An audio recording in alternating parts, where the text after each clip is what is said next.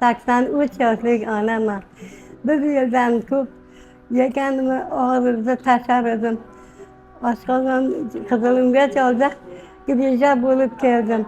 Mana shu yerda shifokorlardan davo oldim. Bolam meni yaxshi qildi.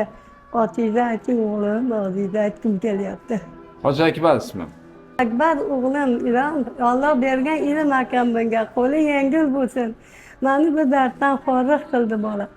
Uzoq umr bersin, tani joni sog' bo'lsin. Hozir ko'ngillanib qayt qilishingiz bormi? Men kechadan ovqat yeyapman, og'ir yo'q endi. Operatsiya sizda qanday o'tdi? Qiynalmadingizmi? Operatsiyani hech sezmabman ham, o'zlari qilibdi. Yaqin 4 soatda chiqibman, og'riqni sezmabman. Hamma menga o'xshab bir kasaldan forig' bo'lib, yaxshi bo'lib uylariga bordi. Menga o'xshab kasal cho'zmasin, vaqtida kelibsin, bolalarni qiynamasin, bilasizlar deydi.